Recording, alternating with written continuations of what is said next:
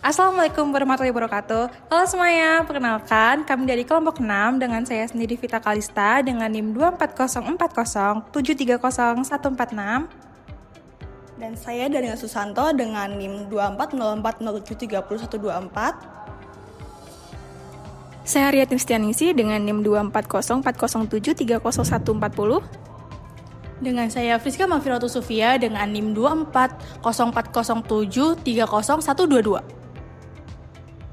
Saya Devia Nurfadila dengan NIM 240407300153. Dan saya Nastasia Nur Asifa dengan NIM 2250407300133. Kami akan membahas tentang materi pengelolaan tata kelola migas di Indonesia.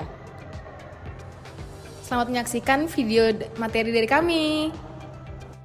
Tahukah kamu, minyak dan gas bumi adalah salah satu sumber daya alam terbesar yang dimiliki Indonesia.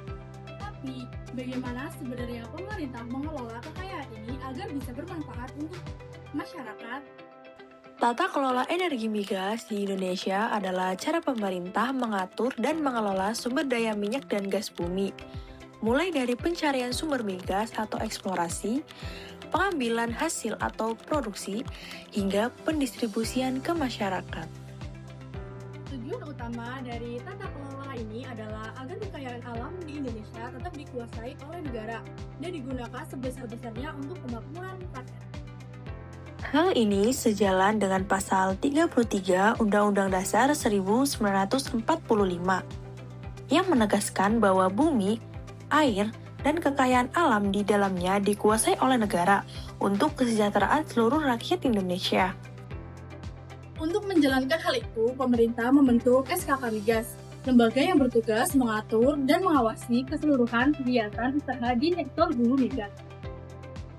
Dasar hukumnya diatur dalam Undang-Undang Nomor 22 Tahun 2021 tentang minyak dan gas bumi yang menjadi pedoman utama dalam pengelolaan migas nasional. Melalui peraturan ini, pemerintah memastikan bahwa pengelolaan migas dilakukan secara transparan, adil, dan efisien, serta mendorong terciptanya iklim investasi yang aman dan berkelanjutan. Nah, kali ini kita akan membahas tentang permasalahan tata kelola energi migas di Indonesia. Sektor minyak dan gas bumi atau migas adalah salah satu komponen ekonomi utama negara, yang dimana sektor ini berperan penting dalam mendorong pertumbuhan ekonomi dan memenuhi kebutuhan energi nasional, dan menjadikannya sumber daya yang sangat strategis di Indonesia ini. Namun, tata kelola sektor ini telah menghadapi banyak masalah selama bertahun-tahun, yang dimana ini termasuk bergantung pada impor minyak mentah, praktik yang tidak transparan, dan dugaan mafia migas yang merugikan negara. Dalam 2 hingga 3 minggu terakhir, masalah pembenahan tata kelola sektor migas kembali menjadi perhatian setelah terungkap bahwa anak perusahaan PT Pertamina atau Persero melakukan pelanggaran hukum dalam pengadaan minyak mentah dan produk kilang.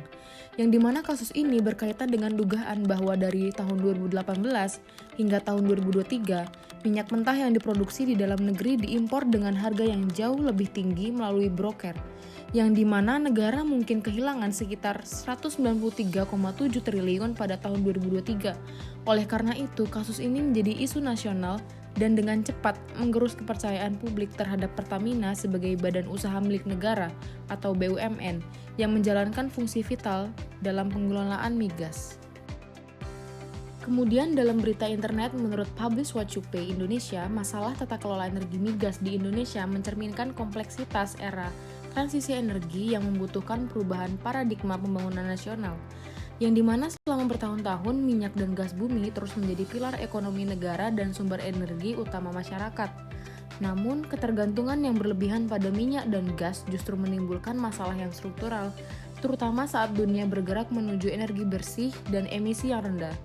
Dinilai bahwa paradigma pengelolaan energi di Indonesia belum sepenuhnya menyesuaikan diri dengan arah transisi energi global, yang dimana keberlanjutan dan keadilan sosial ekologi seringkali terpinggirkan, dan pemerintah terus berkonsentrasi pada eksploitasi sumber daya untuk memenuhi kebutuhan ekonomi jangka pendek. Dari sisi kebijakan, masalah muncul karena UU Nomor 22 Tahun 2001 tentang minyak dan gas bumi belum diubah secara menyeluruh, sesuai dengan perubahan industri dan kebutuhan untuk transisi energi. Keterlambatan revisi undang-undang ini menghambat kepastian hukum dan mengurangi daya tarik investasi, dan juga menyebabkan tumpang tindih kebijakan dengan UU lain seperti UU Cipta Kerja, UU Energi, dan UU Penegakan Hukum. Akibatnya, proses perencanaan dan pelaksanaan kebijakan energi seringkali dilakukan secara mandiri, tanpa kerjasama yang kuat antar lembaga. Nah, sebelumnya kalian tahu nggak sih kalau kelembagaan dalam sektor migas merupakan salah satu aspek paling krusial dalam tata kelola energi di Indonesia? Karena lembaga-lembaga ini yang memiliki kewenangan untuk mengatur, mengawasi, dan melaksanakan seluruh kegiatan eksplorasi, produksi, serta distribusi dari migas. Namun, hingga kini kelembagaan sektor migas masih menghadapi berbagai tantangan yang menghambat efektivitas dan akuntabilitas pengelolaan sumber daya alam tersebut. Salah satu lembaga utama yang sering disorot adalah Satuan Kerja Khusus Pelaksana Kegiatan Usaha Hulu Minyak dan Gas Bumi, atau yang biasa disebut dengan SKK Migas. SKK Migas didirikan sebagai pengganti BP Migas setelah Mahkamah Konstitusi membubarkan perusahaan tersebut pada tahun 2012 melalui putusan MK nomor 36 PUUX tahun 2012, yang dimana SKK Migas ini masih menghadapi kritik terkait transparansi kontrak kerjasama, sistem pengadaan, dan mekanisme pelaporan. Meskipun tujuan sebenarnya adalah untuk meningkatkan pengawasan negara terhadap operasi hulu migas. Menurut beberapa pengamat, tidak banyak ruang untuk partisipasi publik dan lembaga independen dalam mengawasi kegiatan hulu migas, karena elit birokrasi dan korporasi besar masih mendominasi proses pengambilan keputusan di SKK Migas. Sementara itu, Badan Pengatur Hilir Minyak dan Gas Bumi atau yang biasa disebut dengan BPH Migas menghadapi masalah yang serupa terkait dengan akuntabilitas dan efisiensi pengawasan di sektor hilir, yang dimana BPH Migas bertanggung jawab untuk memastikan ketersediaan dan distribusi bahan bakar minyak dan gas bumi dengan harga yang wajar di seluruh wilayah Indonesia. Namun, adanya keterbatasan data, kegagalan sistem monitoring, dan koordinasi antar instansi yang tidak ideal sering menjadi hambatan untuk menjalankan fungsi ini. Contoh nyatanya adalah dari ketidakefektifan sistem pengawasan, yang dimana masalah distribusi BBM bersubsidi yang rentan terhadap penyimpangan dan tidak tepat sasaran. Selain itu, laporan publik yang cukup sedikit mengenai kegiatan dan hasil pengawasan BPH Migas memberi kesan bahwa perusahaan itu tertutup dan tidak terbuka bagi masyarakat.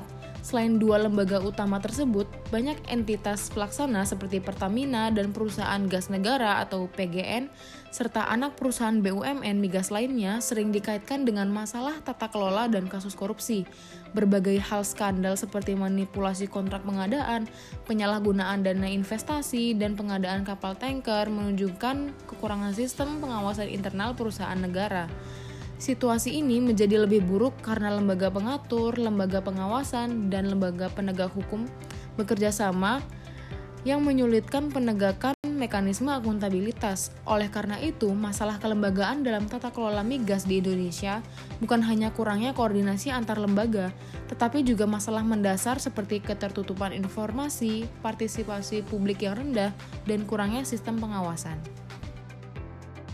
Sumber daya alam yang melimpah seharusnya menjadi jalan menuju kemakmuran. Logikanya, kekayaan minyak, gas, dan tambang seharusnya mendorong pertumbuhan ekonomi, menciptakan lapangan kerja, dan mensejahterakan rakyat. Nah, sesuai dengan permasalahan migas di Indonesia, maka fenomena ini disebut resource curse atau kutukan sumber daya. Sebuah paradok pahit di mana negara-negara kaya sumber daya justru sering bertumbuh lebih lambat dan syarat akan ketimpangan dan rentan terhadap korupsi. Alih-alih menjadi penggerak ekonomi, sektor strategis seperti minyak dan gas bumi atau migas justru menjadi ajang pemborosan, inefisiensi, dan praktik tidak sehat. Buktinya, skandal pengadaan minyak mentah oleh Pertamina yang baru-baru ini terungkap, yang diduga merugikan negara hingga triliunan rupiah. Ini bukan lagi tentang kebocoran, tapi sudah seperti banjir bandang yang mengalirkan uang rakyat ke kantong yang salah. Letak permasalahannya adalah lembaga-lembaga pengawas seperti SKK Migas dan BPH Migas tidak transparan dan minim akuntabilitas. Masyarakat sulit mengawasi, sementara hukum yang ada seperti Undang-Undang Migas sudah ketinggalan zaman dan tidak lagi sesuai dengan tantangan transisi energi global. Akibatnya, kita terjebak dalam siklus yang merugikan. Pengelolaan yang tertutup, didominasi kepentingan jangka pendek, dan syarat akan korupsi. Kekayaan alam kita yang seharusnya menjadi modal untuk pembangunan jangka panjang yang berkelanjutan justru habis dikuras tanpa meninggalkan manfaat yang berarti bagi rakyat banyak. Jalan keluar dari kutukan sumber daya seperti migas dengan kelembagaan yang kuat dan transparan, di mana setiap proses pengadaan dan kontrak terbuka untuk diawasi publik. Kita butuh payung hukum yang baru untuk memberikan kepastian dan mendorong investasi berkelanjutan.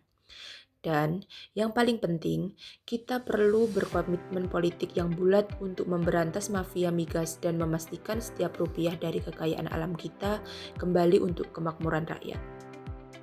Selanjutnya, upaya pemerintah Indonesia dalam menyelesaikan permasalahan tata kelola energi migas. Pemerintah Indonesia terus berupaya memperbaiki tata kelola sektor minyak dan gas bumi. Hal pertama yang dilakukan adalah pemerintah melakukan reformasi regulasi dengan merevisi Undang-Undang Nomor 22 Tahun 2001 agar sesuai dengan arah transisi energi global. Regulasi juga diselaraskan dengan UU Cipta Kerja dan UU Energi untuk mendorong pencapaian target Net Zero Emission 2060. Kedua, pemerintah memperkuat kelembagaan seperti SKK Migas, BPH Migas, dan Pertamina melalui penerapan Good Corporate Governance, audit rutin, dan digitalisasi sistem untuk meningkatkan transparansi dan efisiensi. Ketiga, transparansi publik diperkuat dengan membuka data produksi dan kontak migas serta melibatkan KPK, BPK, dan Ombudsman dalam pengawasan.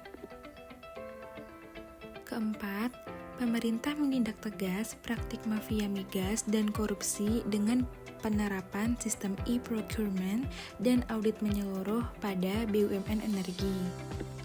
5. Upaya efisiensi dan transisi energi dilakukan melalui optimalisasi gas bumi, pengembangan energi baru terbarukan, dan program biodiesel B30, B35.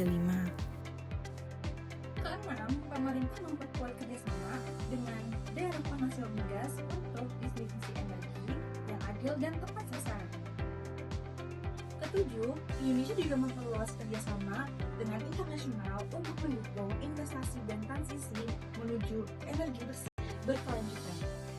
Berbagai langkah reformasi yang dilakukan pemerintah membawa sejumlah dampak positif bagi tata kelola energi migas di Indonesia. Yang pertama adalah transparansi data dan informasi migas semakin meningkat melalui digitalisasi dan terbukaan laporan publik, sehingga masyarakat itu dapat ikut mengawasi proses pengelolaan sumber daya. Yang kedua, pengawasan terhadap kontrak dan kegiatan ekspor semakin ketat berkat audit rutin dari lembaga seperti BPK dan KPK, serta penerapan sistem e-procurement yang menekankan praktik mafia migas. Ketiga, penguatan sistem hukum dan reformasi birokrasi di SKK Migas, BPH Migas, dan Pertamina mendorong penerapan prinsip Good Corporate Governance agar lebih akuntabel dan efisien. Dan keempat, kepercayaan publik terhadap sektor energi mulai meningkat karena pemerintah menunjukkan komitmen nyata dalam pemberantasan korupsi serta transisi menuju energi bersih dan berkeadilan. Semua langkah ini menandai kemajuan penting menuju tata kelola migas yang lebih transparan, berintegritas, dan juga pihak pada kepentingan rakyat sesuai amanat pasal 33 UUD 1945. Kelompok kami perbaikan tata kelola migas di Indonesia menunjukkan kemajuan nyata menuju sektor energi yang bersih, transparan, dan berkeadilan. Dari reformasi regulasi, penguatan lembaga pengawas, serta pemberantasan mafia migas menjadi langkah penting dalam membangun kembali kepercayaan publik terhadap pengelolaan sumber daya rupiah. Digitalisasi dan audit rutin yang dilakukan oleh lembaga seperti BPK dan KPK memperkuat transparansi. Sementara penerapan Good Governance Corporate di SKK Migas, BPH Migas, dan Pertamina mendorong sistem yang lebih akuntabel dan efisien. Kami menilai reformasi ini belum sepenuhnya menyentuh akar masalah, terutama dalam hal keterbukaan informasi dan partisipasi publik. Pemerintah perlu lebih konsisten menegakkan integritas birokrasi serta memastikan kebijakan energi berjalan berkelanjutan dan berkeadilan. Selain itu, transisi menuju energi bersih tidak hanya soal teknologi, tetapi juga perubahan pola pikir dari ketergantungan migas ke energi terbarukan. Dengan melibatkan masyarakat sebagai pengawas dan penerima manfaat utama. Meskipun terdapat hambatan dan tantangan seperti transisi energi global dan pengelolaan distribusi energi yang masih ada, sinergi antara pemerintah dan masyarakat serta lembaga pengawas menjadi kunci keberhasilan reformasi.